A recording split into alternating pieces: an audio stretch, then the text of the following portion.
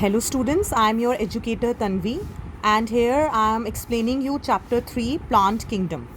So already we have done the classification system, that is the 5 kingdom classification system, that is very much you can say advanced system and the most acceptable classification system till now. So it was given by R.H. Whitaker. This name is important.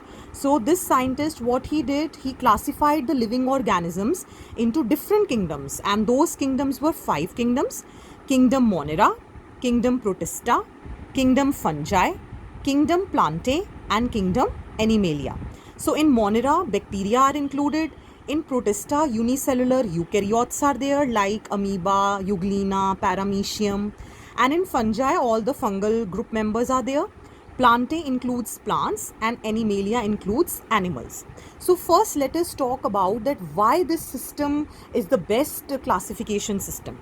See, when this 5 kingdom classification came, the fungal members, monerans, protistans, they were all excluded from the plants because initially they were considered as plants. Why? Because they were having cell wall.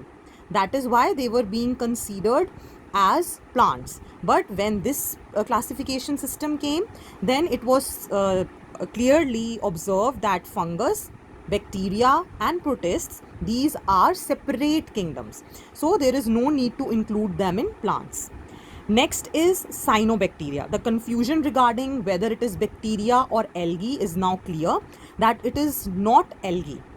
Okay, because cyanobacteria, initially it was called as blue-green algae. But now we know that this is a cyanobacteria, means this is bacteria. Cyano means blue-green color, the pigment it has. So now it is very much clear that it is not an algae, it is a bacteria. Next is the Plantae, which we are now studying in this chapter, Plant Kingdom. Here we are going to study algae, bryophytes, pteridophytes, gymnosperms and angiosperms. But now the CBSE has reduced the syllabus, so only we will study algae, bryophytes, pteridophytes, gymnosperms.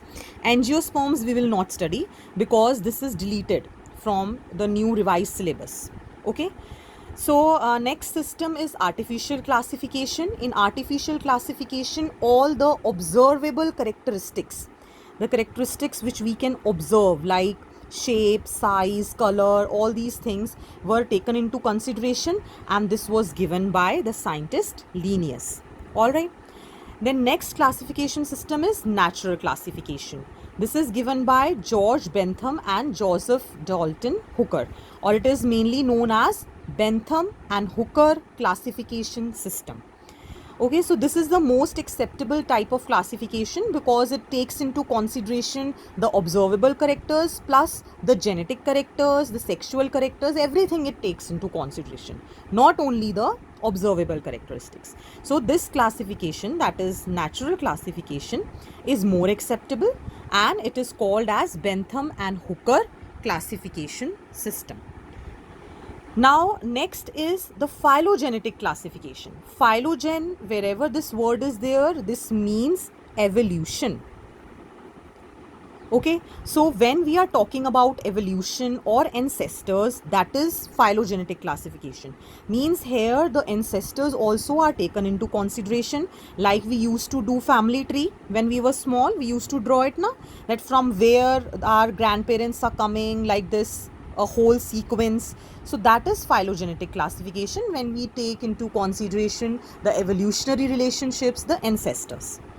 Now the question comes, if we don't have any fossil evidence, in case of certain organisms when there is no fossil evidence, what to do? Then we can go for numerical taxonomy, cytotaxonomy and chemotaxonomy. Taxonomy refers to the hierarchical classification system. All right. Numerical means number, means here every characteristic is given a number, a code. Suppose size is given one number, shape is given another number, like this. So here more than 100 characteristics you can study of an organism at once, because it is used, this taxonomy uses computers. So here we can study numerous characteristics. This is a very good method to study the classification. Next is cytotaxonomy. Cyto means cell and taxonomy is the classification. So here we use the cell structure, chromosome number, the detailed structure of a cell is taken into consideration to classify the organism.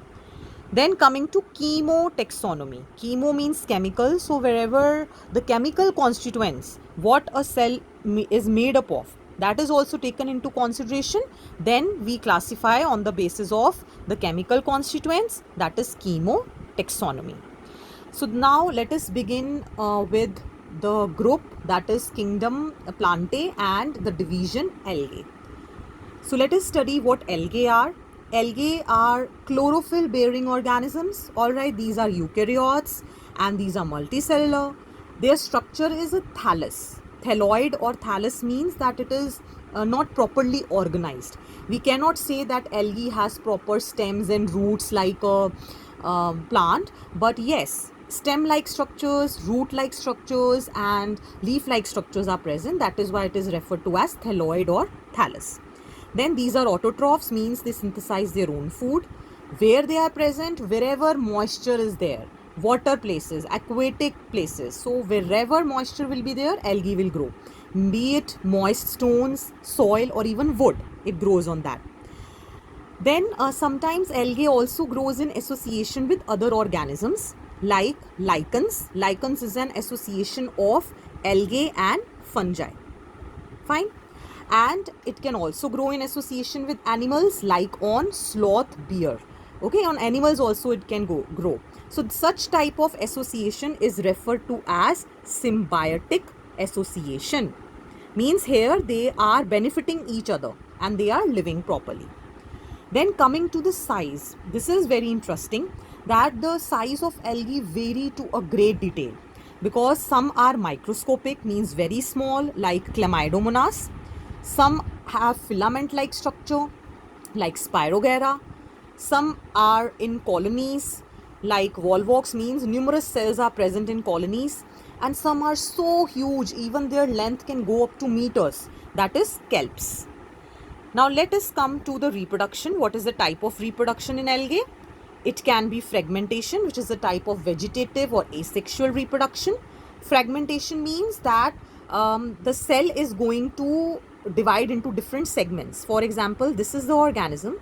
So this type of fragmentation, different sequences or different fragments are formed, and this fragment can give rise to new organism. This also can give rise to new organism. Then zoospores, these are another type of asexual reproduction in which motile spores are formed. Okay, and they give rise to new organism. Coming to sexual reproduction, as we know here two parents are involved. So it can be of three types: isogamous, anisogamous and oogamous. So iso means same. So here the you can say the gametes which are formed. What are gametes? The reproductive cells. The gametes which are formed are similar in size. They may be flagellated like in Chlamydomonas, or they may be non-flagellated like in Spirogyra. Then anisogamous means they are varying in size, they are dissimilar in size. And oogamous means that they are totally different. Like one is large and non-motile, another is small and motile. Like generally the female, this is how we represent a female in biology using a symbol. So this symbol is for female and this is for male. So the female gamete is very large and non-motile, whereas the male one is small and motile. So if they are totally different with functions and structure, then it is oogamous. If it is dissimilar only in size, then it is anisogamous. And isogamous means they are similar in size, only the flagella presence absence is different. Otherwise they are in size wise, they are very much same. So now coming to the economic importance of algae. So because they contain chlorophyll and they are producing food also, so they are considered as the primary producers, okay? And maximum carbon dioxide is fixed with the help of algae, because in photosynthesis what is done, carbon dioxide is fixed, right? Then another important compound, which is a polysaccharide or carbohydrate, which is present in the cell wall of algae, that is hydrocolloids. What are hydrocolloids? They actually are very good substances which give thickening effect, as well as they absorb water. They have water holding capacity. So these are hydrocolloids, which are again carbohydrates present in the cell wall of algae. Examples: algin in brown algae, carrageen in red algae. Then coming to another important product, that is agar, which is obtained by red algae, and it is used to thicken your jams and jellies and ice creams. Okay, that thickening effect is there due to this compound, and this is found in red algae like Gracilaria and Gelidium. Next, these are also these algae, which are green algae, spirulina and chlorella. These are protein supplements which are taken by the bodybuilders also, and can act as protein supplements for space travelers also. Then last but not the least, many of the algae are used as food by the aquatic animals, and majority of the species, more than 70 species are there of algae which are used as food. So laminaria and sargassum, these are the algae which are generally used as food.